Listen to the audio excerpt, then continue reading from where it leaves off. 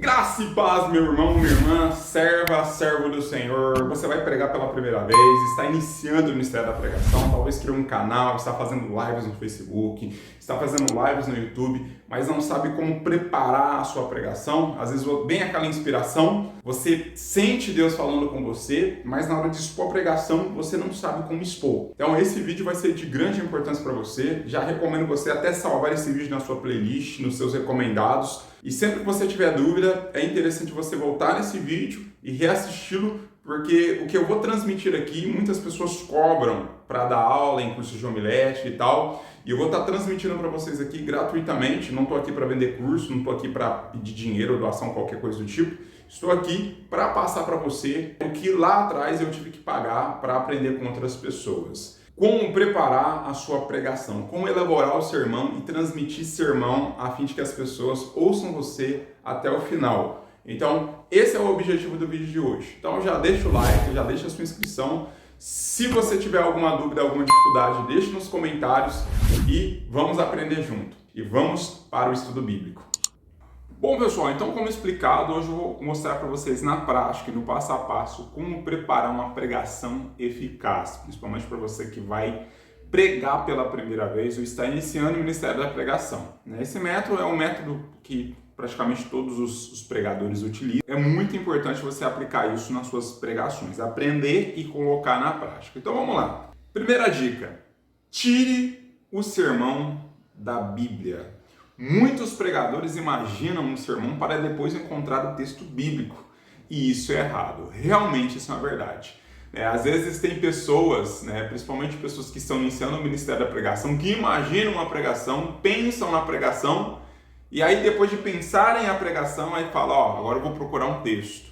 Isso é errado, não se deve fazer isso. Todo sermão ele deve ser extraído da Bíblia. É a Bíblia quem dita as regras ao sermão. Então não comece errado, não comece dessa forma, não comece dessa maneira. Alguns até mesmo assistem algumas pregações na internet, vê alguns sermões, aí imagina, tira um sermão dentro de outro sermão e fala, agora eu vou encontrar um texto. Não faça isso. Busque a inspiração do Espírito Santo. Leia a Bíblia, ore a Deus e através da leitura, da meditação nas Escrituras Sagradas, o Senhor, Ele te concederá um sermão. O melhor sermão que nós podemos ouvir é o sermão que vem direto do trono de Deus. Então, medite nas Escrituras e deixe Deus falar com você por meio de sua palavra. Uma vez isso acontecendo, pega seu caderninho ou o app de anotações do seu celular e organize o seu sermão. Então essa é a primeira dica de ouro, certo?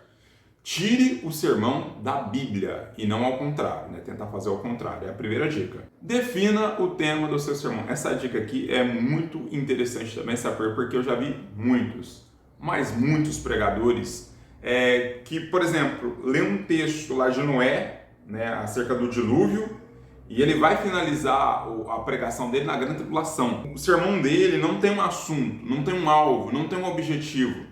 Então é por isso que você precisa definir o tema do seu sermão. Sobre o que você vai falar? Você vai falar sobre inferno? Você vai falar sobre a grande tribulação? Você vai falar sobre a misericórdia de Deus? Você vai falar sobre santidade? Então você precisa, encontrou o texto, lê o texto. Deus está falando nesse texto a respeito de santificação. Seguir a paz com todos e a santificação sem a qual ninguém verá o Senhor. Leu esse texto, por exemplo? Vou falar sobre paz com todos e sobre santificação. Então, você precisa tomar essa atitude antes de preparar o seu sermão, porque senão você vai fazer a famosa salada de frutas. Você vai falar sobre diferentes temas e ninguém vai compreender o seu sermão, ninguém vai entender qual o sentido, qual o objetivo do seu sermão. Eu até dei um exemplo aqui, peguei um texto base, todo mundo já conhece esse texto. Porque Deus tanto amou o mundo que deu seu Filho unigênito para que todo aquele que nele crer não pereça, mas tenha a vida eterna. Então, eu vou dar um exemplo aqui na prática, definir o tema, o grande amor de Deus. Sobre o que eu vou falar? Sobre o grande amor de Deus. Aí eu fiz um esboço, um rascunho, dá para tirar pelo menos 4 tópicos ou 3 tópicos. Quem moveu-se? Ou seja, qual a força motriz? O Pai. O amor do Pai se moveu pela humanidade. Quem aplicou, quem executou o plano do Pai?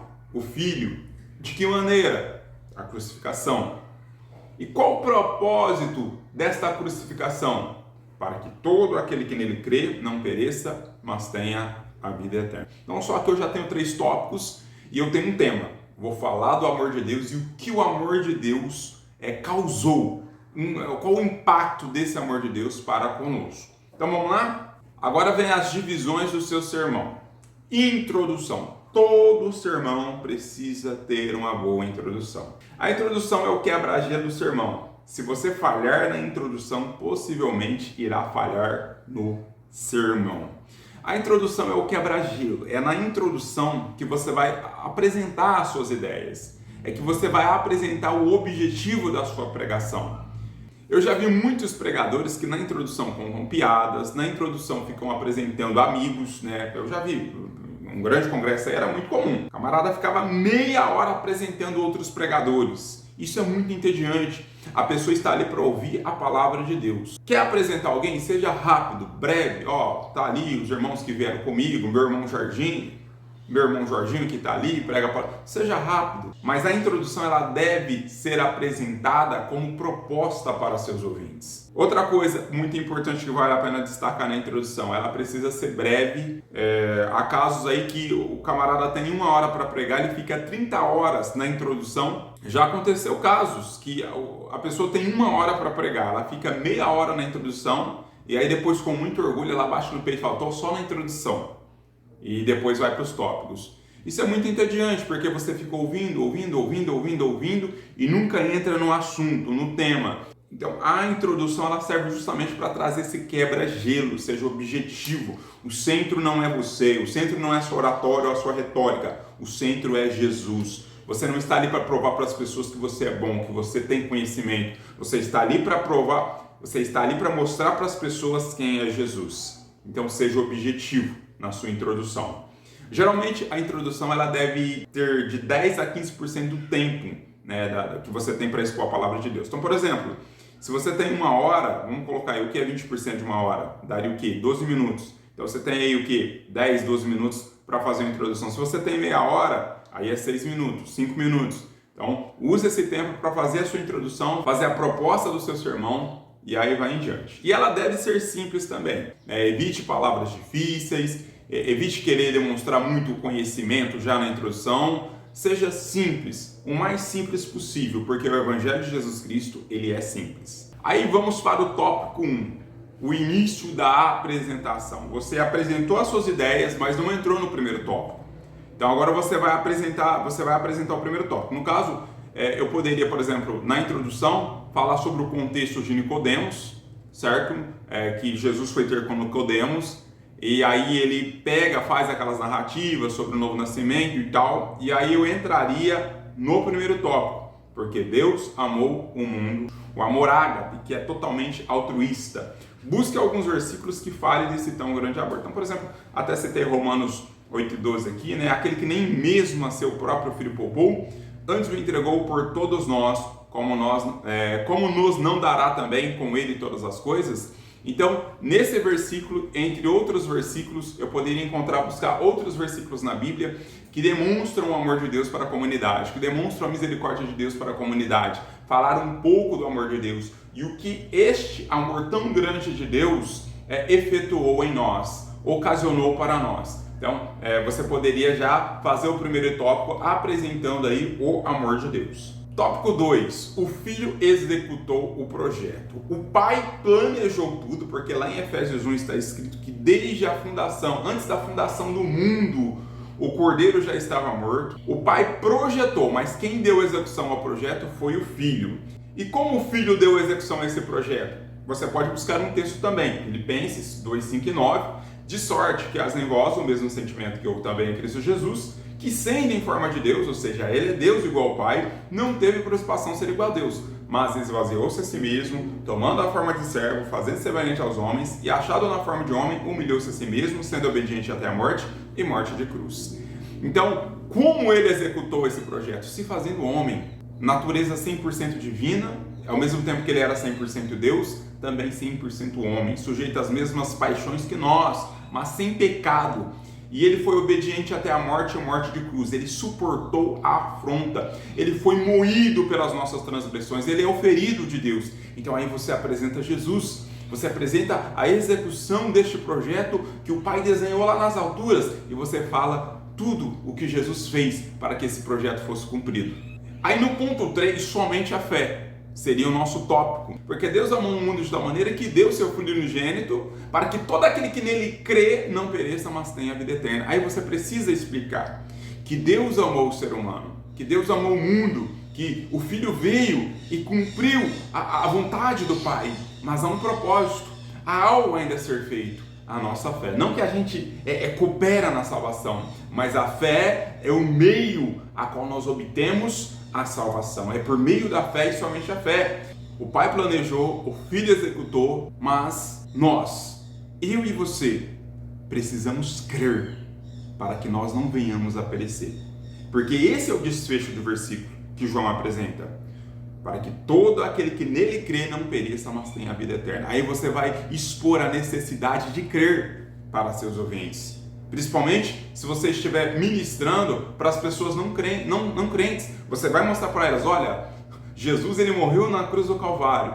Jesus ele entregou a si mesmo para que todo aquele que nele crê, ou seja, é somente pela fé. Nós precisamos crer nele para que o sangue dele venha nos purificar, para que ele venha escrever o nosso nome no livro da vida. E aí você expõe isso. Inclusive há o versículo, porque no Evangelho é revelada a justiça de Deus. Uma justiça que do princípio ao fim é pela fé, como está escrito, o justo viverá da fé, ou o justo viverá pela fé. Então você vai expor para a pessoa que não basta ela ser boa, que não basta ela fazer doações, que não basta ela ir à igreja uma vez por ano, mas ela precisa crer em Jesus Cristo como seu único e suficiente Salvador. E aí você explica para ela sobre a justificação. O que é justificação? De forma breve, é lógico, de forma objetiva, o que é justificação? Que somente através de Cristo, por intermédio de Cristo, é que nós podemos ser inocentados diante do Pai. E isso pela fé no seu sangue, pela fé no seu nome. Viu?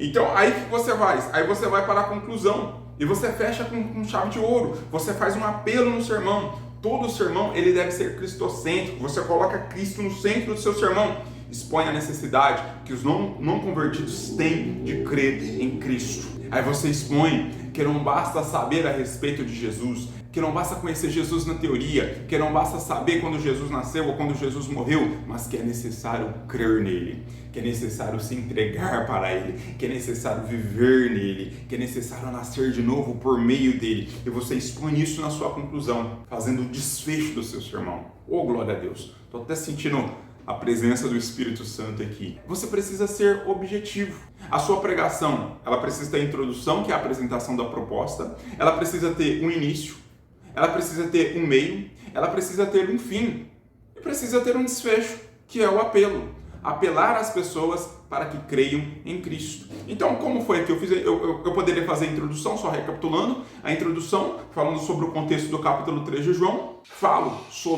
Começo o tópico 1 falando sobre o amor de Deus, sobre o que motivou essa tão grande salvação para nós, que é exclusivamente o amor de Deus. Eu falaria sobre a execução do plano e falaria no tópico 3 sobre a necessidade de aceitar este plano, de entrar neste plano, de crer em Cristo, para que nós possamos, por meio da fé, alcançar a salvação.